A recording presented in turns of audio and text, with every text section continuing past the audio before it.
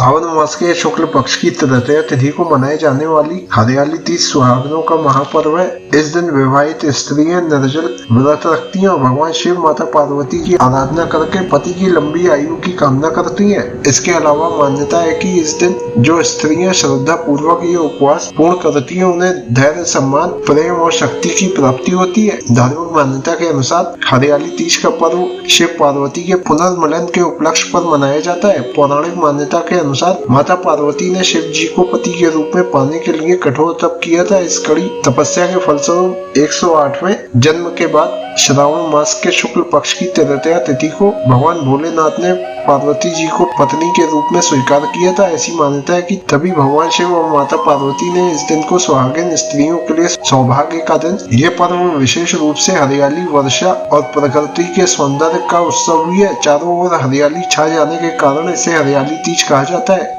हरियाली तीज के व्रत का पूर्ण फल प्राप्त करने के लिए हरियाली तीज व्रत की कथा पढ़ना और सुनना आवश्यक होता है। हरियाली तीज की कथा के बिना यह व्रत अधूरा माना जाता है। हरियाली तीज 27 जुलाई रविवार को मनाई जाएगी। हरियाली तीज व्रत की कथा इस प्रकार है।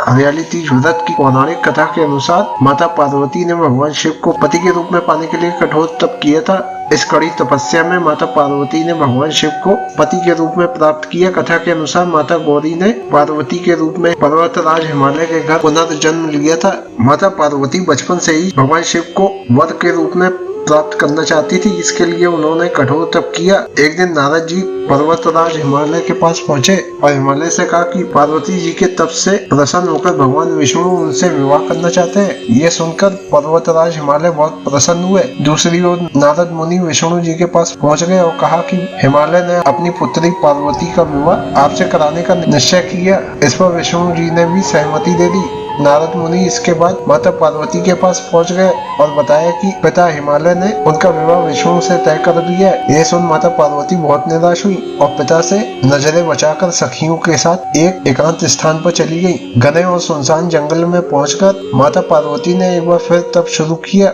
उन्होंने रेत से पार्थिव शिवलिंग का निर्माण किया और उपवास करते हुए पूजन शुरू किया।